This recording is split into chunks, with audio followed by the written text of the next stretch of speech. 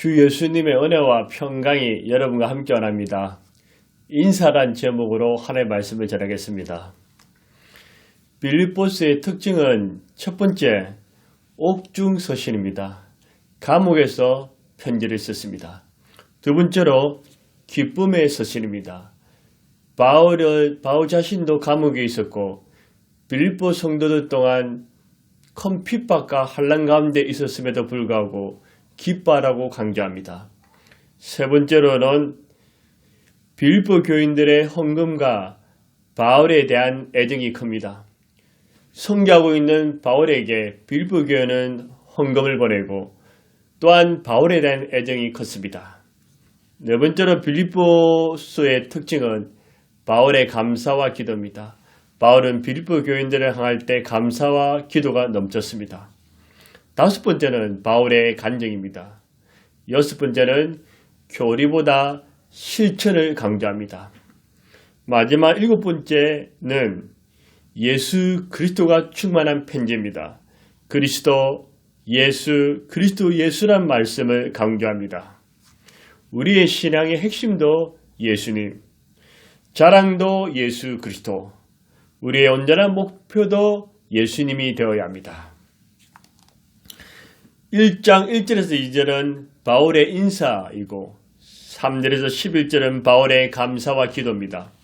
12절에서 30절은 복음 전파를 위한 바울의 간증입니다. 그동안 유튜브에서 전해지 못했던 빌립보서 내용을 전하겠습니다. 1장 1절은 1절에서 2절은 바울의 인사입니다. 인사로서 편지를 씁니다. 첫째는 전하는 사람이 누군가, 두 번째는 받는 사람이 누군가, 세 번째는 축복 또는 축원으로 마칩니다. 첫 번째, 전하는 사람이 누굴까요? 결론부터 말씀드리면 바울과 디모데입니다. 우선 디모데는 루스드라 출신으로서 아버지는 헬라인 이방인이었고 어머님은 유대인, 믿음 좋은 경건한 집안의 자녀였습니다. 디모데는 처음 사도 바울의 전도를 받고 예수 그리스도를 믿는 그리스도인으로 개종하였습니다. 그는 바울의 영적 아들이며 사랑받는 자였습니다. 2차 전도 선교 여행 때 바울과 함께 따라갔고 감옥에도 함께 갇혔습니다. 디모데는 충성스러운 일거리며 에베소 교회 목회자로서 사역을 잘 감당하다가 순교하였습니다. 디모데는 바울의 2차, 3차 전도 선교 여행 때 바울과 함께 빌립보 교회를 방문하였고 또다시 빌립보 교회로 파송하던 차에 그의 이름을 열게 했습니다. 바울은 자신을 어떻게 소개합니까? 자신은 특별하고 능력 있는 사람이며 왕족이고 귀족이고 부자라고 자랑하지 않습니다. 그는 단지 나는 예수 그리스도의 종이다. 예수 그리스도의 종이라고 말합니다. 우리는 자신을 소개할 때 가정, 학벌, 신분, 재산, 신앙, 자녀 등을 은근히 자랑하기를 좋아합니다. 그런데 바울은 가문과 학벌, 종교성, 능력, 열심, 신분 등이 탁월했습니다. 과거에는 세상적으로 험잡을 게 없는 잘 나가는 인물이었습니다. 자신이 리더이고 귀한 자이고 장래가 촉망되는 자라고 은근히 자랑해도 별 문제가 없었습니다. 또한 바울은 빌립보 교회를 설립한 개척자이고 양육자라고 말해도 아무도 태클을 걸 사람이 없었습니다. 그렇지만 그는 세상의 화려함과 영광을 내려놓고 간단하게 나는 예수 그리스도의 종, 나는 예수 그리스도의 노예라고 그렇게 말하고 있습니다. 종이란 무엇입니까? 종은 주인이 노예시장에서 값비싼 대가를 지불해서 산 자입니다. 바울은 과거에 예수님과 교회를 핍박한 죄인이며 죄인 중에 두목이었지만 예수님을 만남으로 그의 인생은 극적으로 확 바뀌게 됩니다. 그리스도란 기름 부음 받은 자입니다. 기름 부음 받은 자는 구약 성경의 왕, 선지자, 제사장들이 기름 부음을 받았습니다. 예수님은 왕으로서 우리를 다스리고 통치합니다. 예수님은 선지자로서 우리에게 하나님 말씀을 주십니다.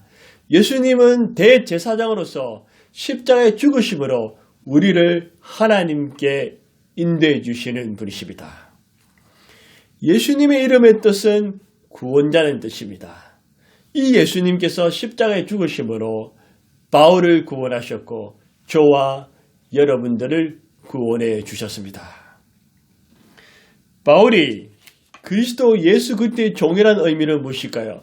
나는 예수 그리스도의 종이라는 말은 첫 번째로 예수님만이 나의 생명의 주인입니다. 그 말입니다. 돈과 성공, 인기와 권력이 나의 주인이 아니라 예수님만이 나의 생명의 주인입니다. 나는 내 것이 아닙니다. 예수님의 피값으로 산 저는 예수님의 것입니다. 두 번째로 예수 그리스도의 종이라는 의미는 예수님만 높이겠습니다 는 뜻입니다. 사람들은 자신을 알리고 높이는 것을 좋아합니다. 예수님의 종은 자신을 낮추고 예수님만을 높이는 것입니다. 종은 자기를 드러내거나 자랑하지 않습니다. 오직 주인이신 예수님만을 자랑하고 높입니다. 세 번째로 예수 그리스도의 종이라는 의미는 예수님의 일에 최선을 다하겠습니다는 뜻입니다. 사람들은 자기 일에는 목숨 걸고 하지만 예수님의 일에는 별로 관심이 없습니다.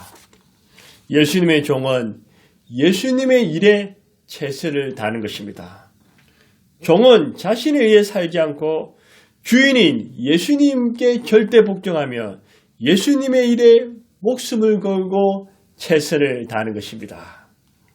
예수님께서 바울을 구원하신 것처럼 저와 여러분도 창조하셨고 피값으로 구원해 주셨습니다.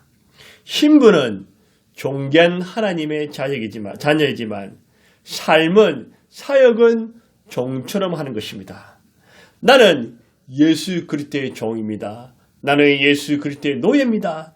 예수 그리스도의 종의 심장으로서 예수님만이 나의 생명의 주인이시고 예수님만을 높이고 예수님의 일에 최선을 다합시다.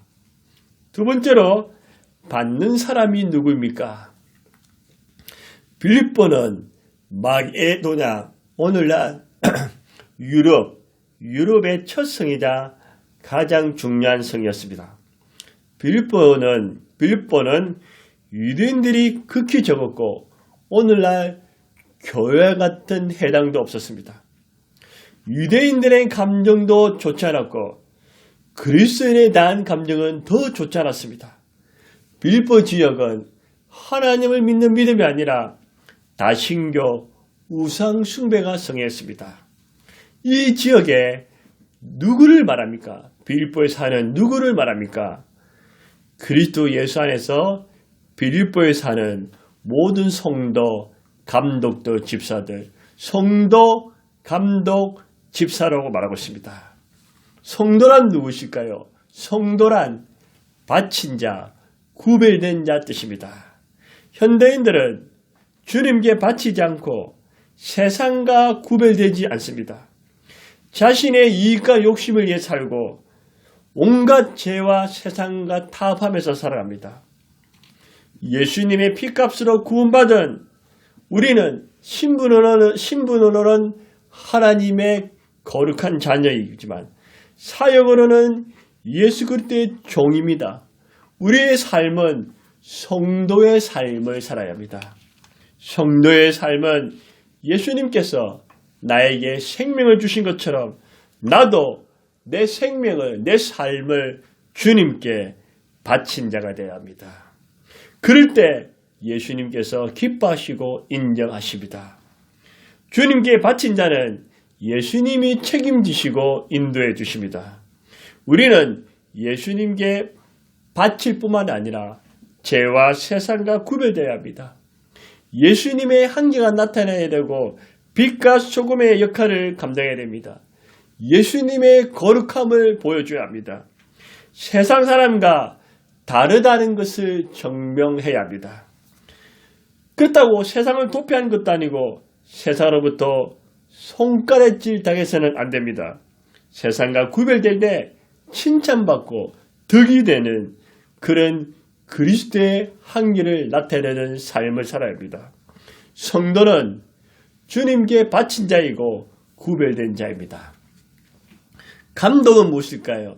감독은 목사만을 말한 것이 아닙니다. 영적 지도자가 감독인 것입니다.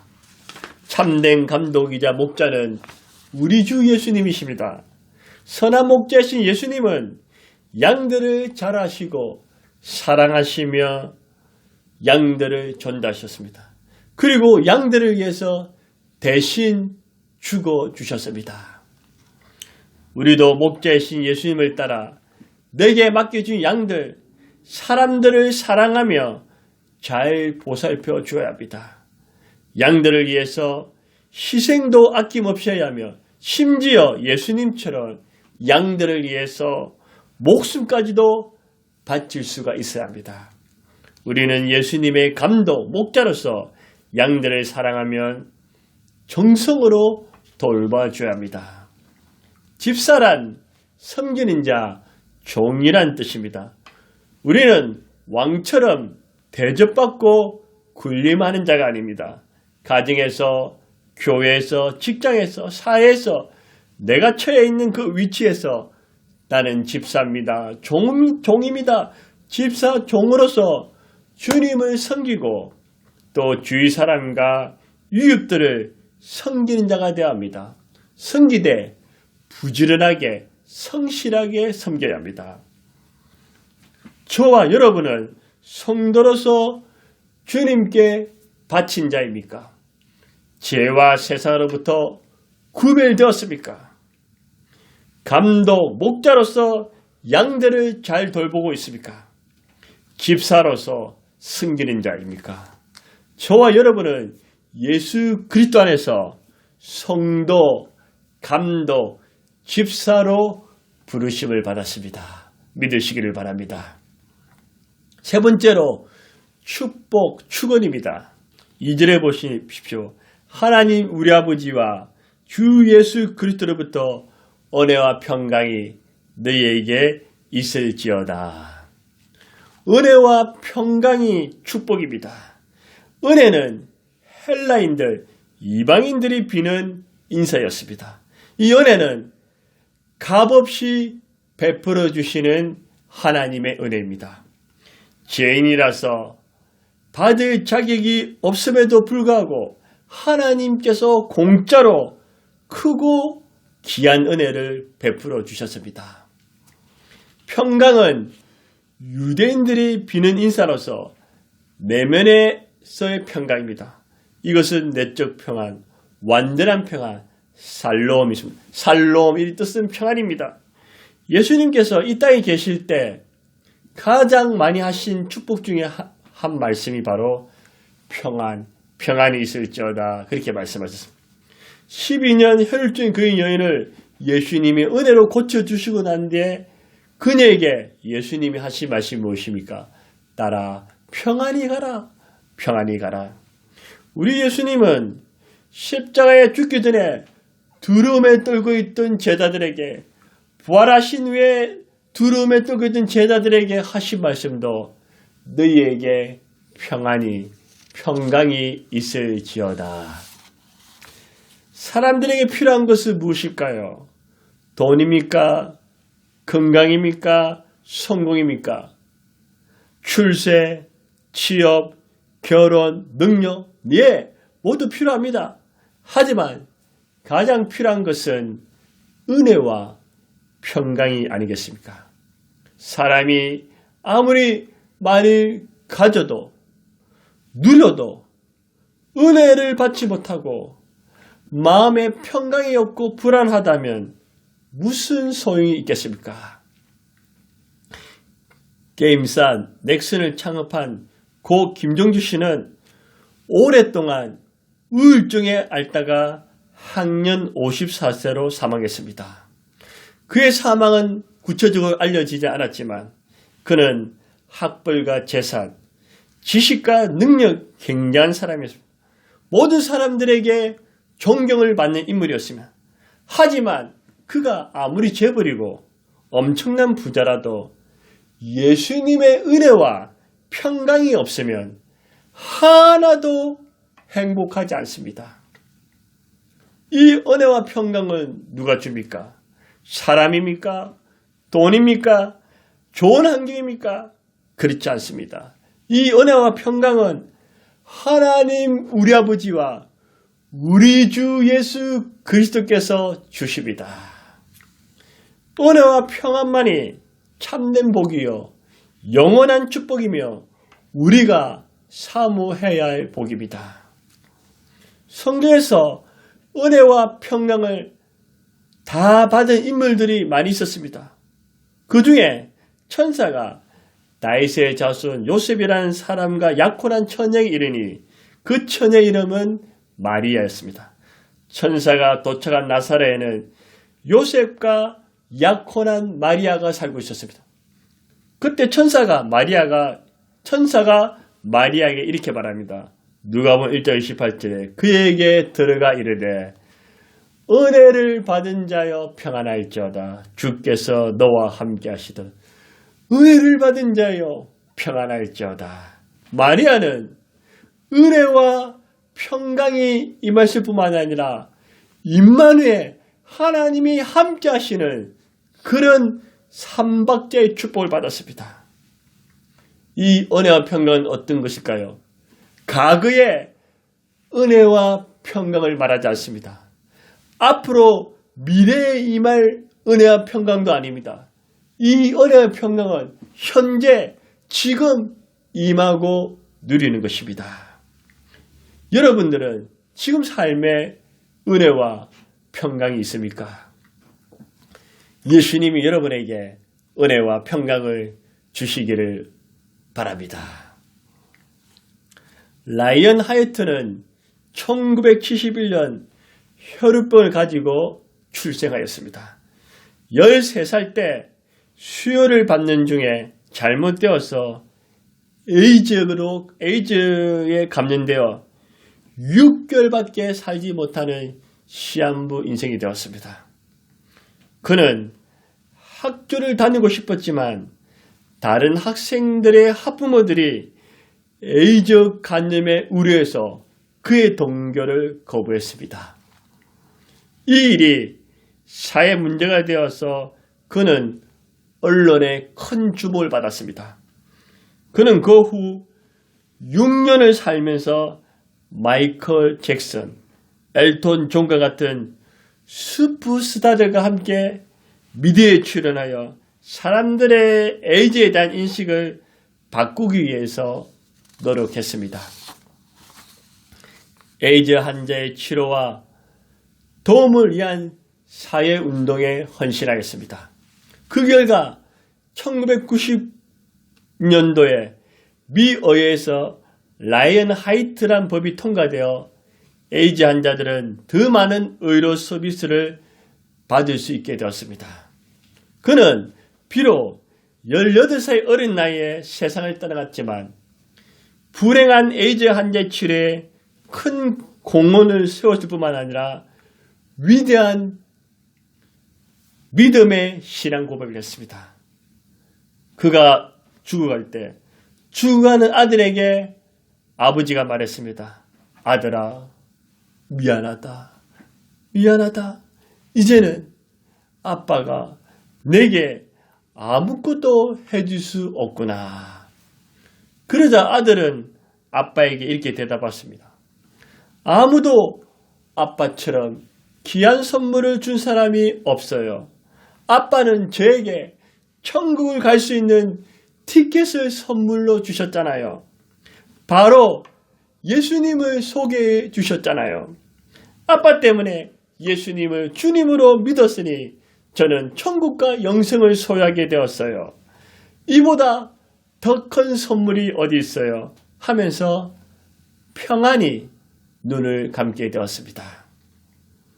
라인하이트는 어른들의 치명적인 실수로 에이즈에 걸려 짧은 인생을 살았지만 그의 인생은 예수님의 은혜와 평강이 가득한 삶이었습니다. 8일 90년을 산 사람보다도 더 아름답고 보람있고 멋진 인생을 살았습니다. 그렇습니다. 라인하이트 고백처럼 예수님의 은혜와 평강이 이 세상에서 가장 귀한 축복입니다. 이 은혜와 평강은 예수 그리스도의 십자가를 통해서 우리에게 값없이 흘러옵니다. 우리 인생은 은혜와 평강에서 출발해야 하고 은혜와 평강의 집을 세워야 합니다. 이 은혜와 평강이 내 안에 있으면 어떤 환난과 고난과 시련이 와도 흔들리거나 두렵지 않습니다. 바울 사도 등 많은 믿음의 선배들이 은혜와 평강 속에 살았습니다.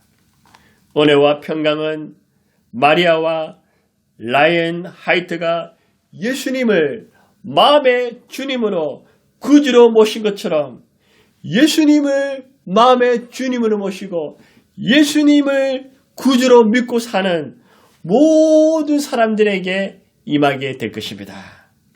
값없이 구원받은 은혜, 하나님의 자녀가 된 은혜, 천국과 영생을 소유한 평안과 기쁨, 누구든지 예수님을 믿고 예수님을 마음에 모신 자들에게 하나님 우리 아버지와 우리 주 예수님께서 주십니다. 또 인사의 특징이 있습니다. 이 짧은 1절 2절에서 그리스도가 3번 나오고 예수가 2번 등장합니다. 예수 그리스도의 종, 그리스도 안에 있는 모든 성도, 감독들, 집사들, 예수 그리스도로부터 은혜와 평강이.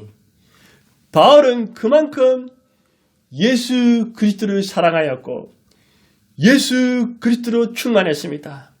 바울은 살아도 예수님, 죽어도 그리스도, 사나 죽으나 그리스도의 것입니다. 그는 예수 그리스도께 완전히 붙잡혔습니다.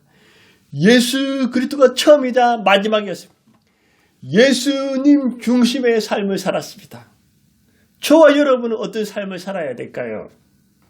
우리도 나를 죄와 죽음에서 구원해 주신, 생명을 주신 그 예수님을 위해서 살아도 죽어도 예수님, 성공해도 실패해도 그리스도, 부유하고 가난해도 예수님, 건강하고 병들어도 예수님, 형통하고 공개도 예수님, 부흥해도 예수님, 부흥하지 못해도 그리스도.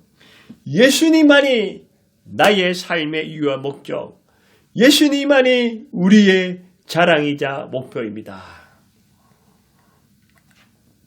말씀을 맺겠습니다. 바울의 인사를 통해서 저와 여러분은 어떤 삶을 살아야 될까요? 그리스도 안에서 예수 그리스도의 종, 성도, 감독, 집사들로서 종, 성도, 감독, 집사들로서 생명의 주인이신 예수님만을 높이고 예수님의 일에 최선을 다하며 내 옆에 있는 사람들을 사랑하며 잘 돌봐주는 자가 됩시다.